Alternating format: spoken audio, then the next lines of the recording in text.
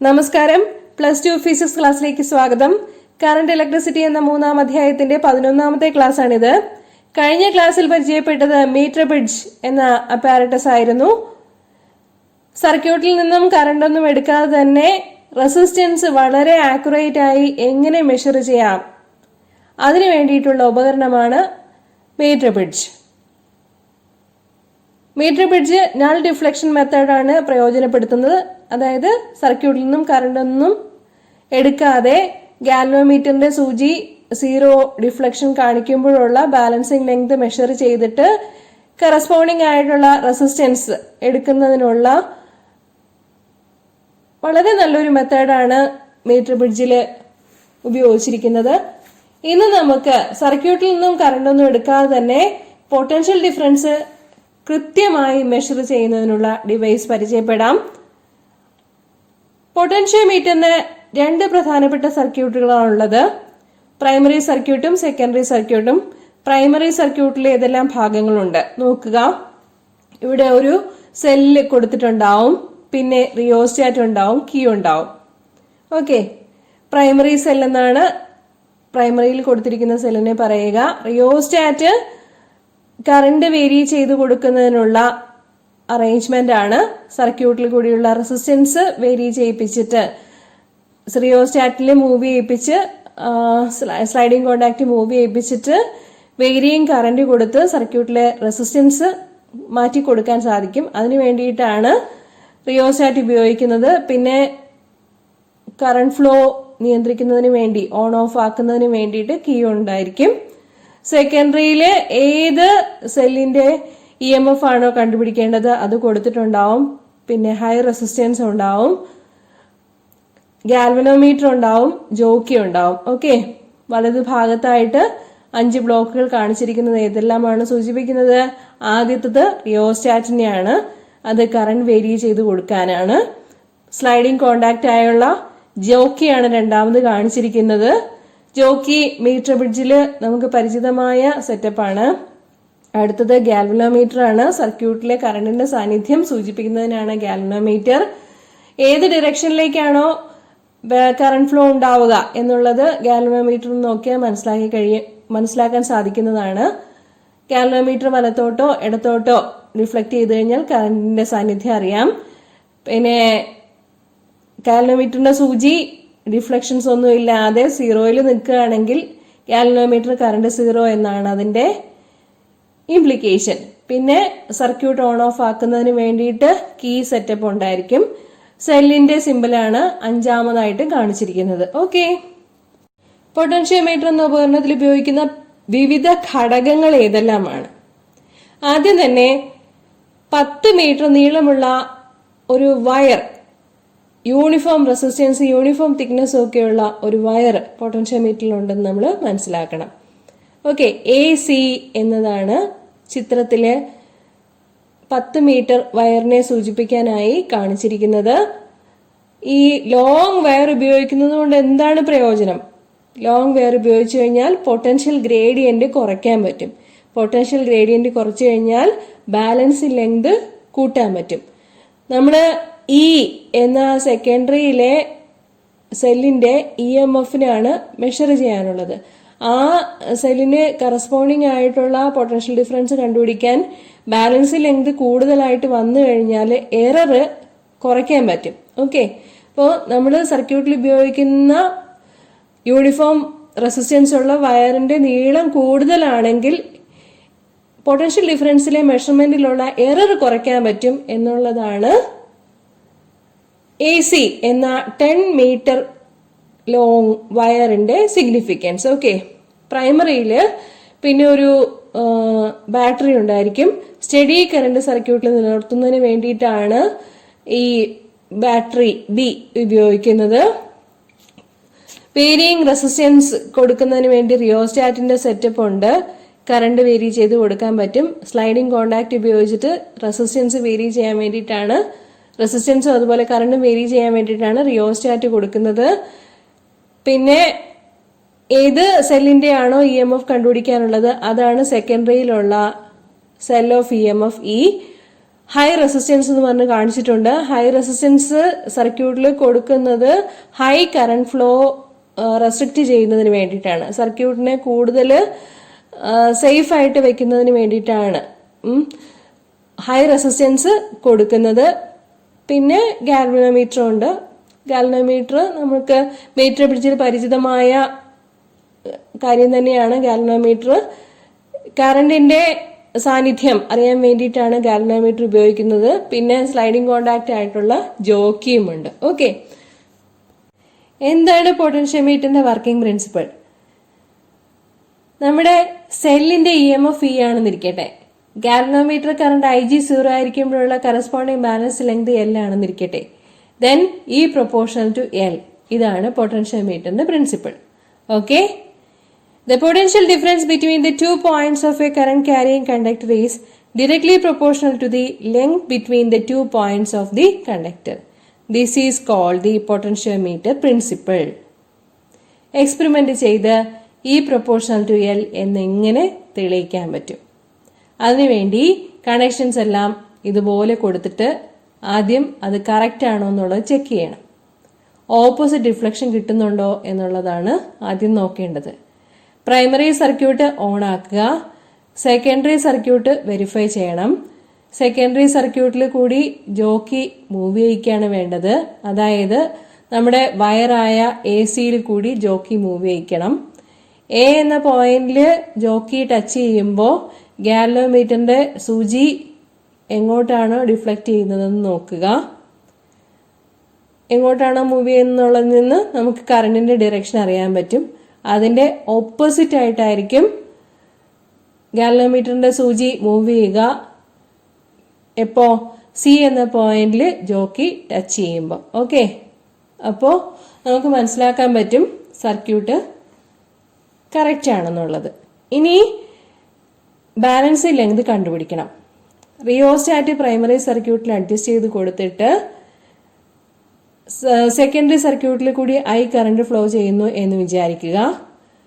I കറണ്ടിന് corresponding ആയിട്ടുള്ള balancing length കണ്ടുപിടിക്കണം.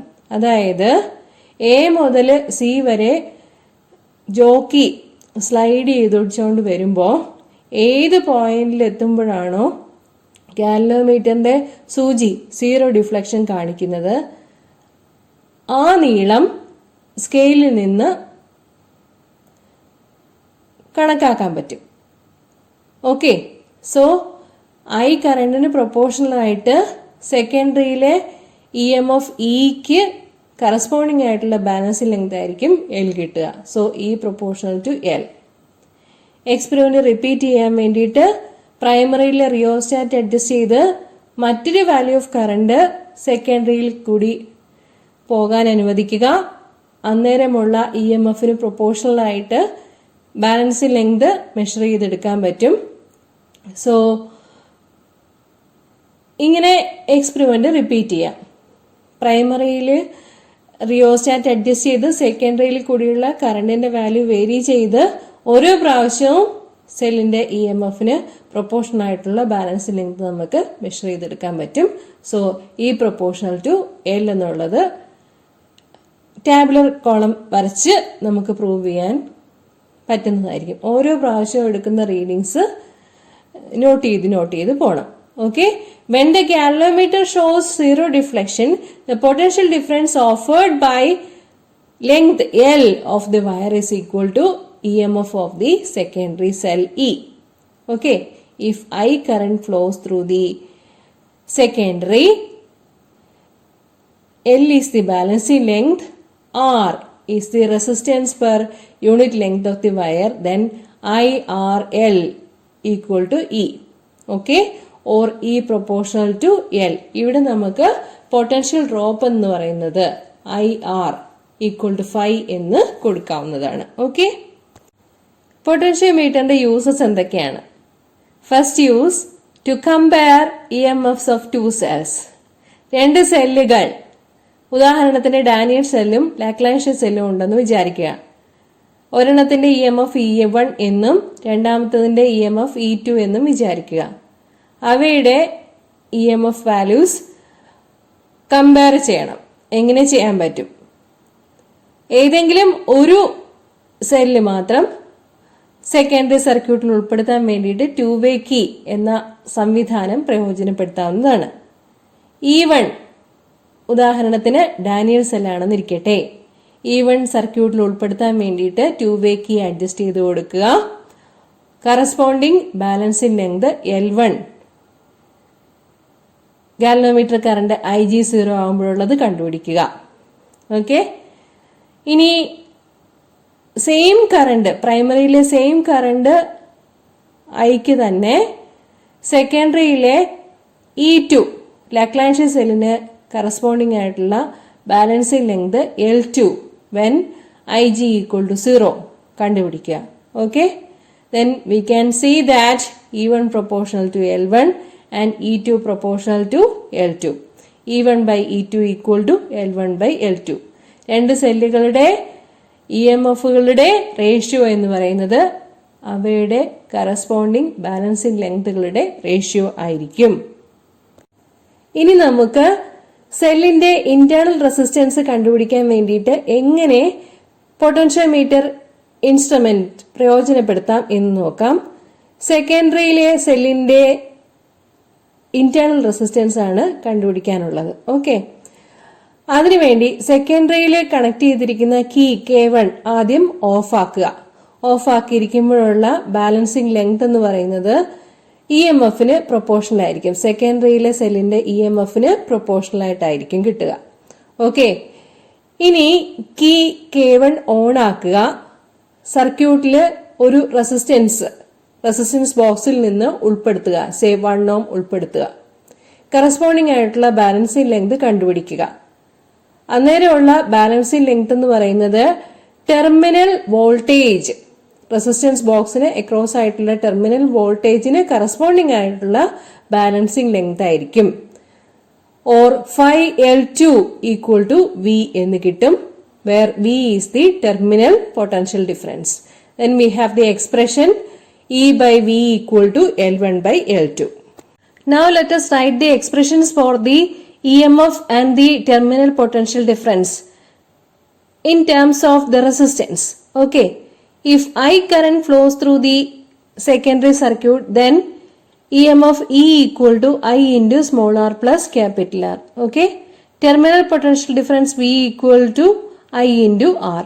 Equations 4 and 5. Take the ratio. Equation 4 divided by equation 5, we get E by V equal to small r plus capital R divided by capital R.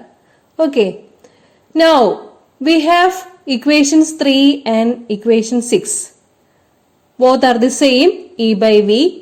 Then, small r plus capital R divided by capital R equal to L1 by L2. From which, the value of the internal resistance small r can be deduced. Okay. Small r by capital R plus 1 equal to L1 by L2. Small r by capital R equal to L1 by L2 minus 1, which is L1 minus L2 divided by L2. Or the internal resistance small r equal to external resistance capital R into L1 minus L2 divided by L2. Okay. Thus, the internal resistance of the secondary cell can be found out. Okay, we can see that the internal resistance varies with the external resistance. ഇതാണ് പൊട്ടൻഷ്യോമീറ്ററിന്റെ രണ്ട് ആപ്ലിക്കേഷനുകൾ. ഒന്ന് EMFന്റെ comparison, രണ്ട് സെല്ലുകൾ സെക്കൻഡറിയിൽ കൊടുത്തിട്ട് ഓരോന്നും മാറി മാറി സർക്യൂട്ടിൽ ഉൾപ്പെടുത്തി EMFകളുടെ വാല്യൂസ് കമ്പയർ ചെയ്യാൻ പറ്റുന്നതായിരിക്കും. പിന്നീട് സെക്കൻഡറിയിൽ കൊടുത്തിരിക്കുന്ന സെല്ലിന്റെ ഇന്റേണൽ റെസിസ്റ്റൻസ് സ്മോൾ ആർ എങ്ങനെ കണ്ടുപിടിക്കാമെന്നുള്ളത്. ഓക്കെ, സെക്കൻഡറിയിൽ ഒരു എക്സ്റ്റേണൽ റെസിസ്റ്റൻസ് ഉൾപ്പെടുത്തിയിട്ട് കറസ്പോണ്ടിങ് ബാലൻസിംഗ് ലെങ്ത് കണ്ടുപിടിക്കുക. റെസിസ്റ്റൻസ് ബോക്സ് ഉൾപ്പെടുത്തിയും ഉൾപ്പെടുത്താതെയും, അതായത് എക്സ്റ്റേണൽ റെസിസ്റ്റൻസ് കൊടുത്തും കൊടുക്കാതെയുമുള്ള ബാലൻസിംഗ് ലെങ്ത് കണ്ടുപിടിക്കുക. എന്നിട്ട് അതിന്റെ റേഷ്യോ എടുക്കുമ്പോഴേക്കും നമുക്ക് ഇന്റേണൽ റെസിസ്റ്റൻസിന്റെ വാല്യൂ കണ്ടുപിടിക്കാവുന്നതാണ്. ഓക്കെ, പൊട്ടൻഷ്യോമീറ്റർ പ്രാക്ടിക്കൽ ലാബിൽ ചെയ്യാനുള്ളതാണ്. അപ്പോഴേ കൂടുതൽ കാര്യങ്ങൾ മനസ്സിലാവുകയുള്ളൂ. എന്നാലും കുറച്ചെങ്കിലും എന്തെങ്കിലുമൊക്കെ മനസ്സിലായി കാണും. എന്ന് വിശ്വസിക്കുന്നു. നന്ദി.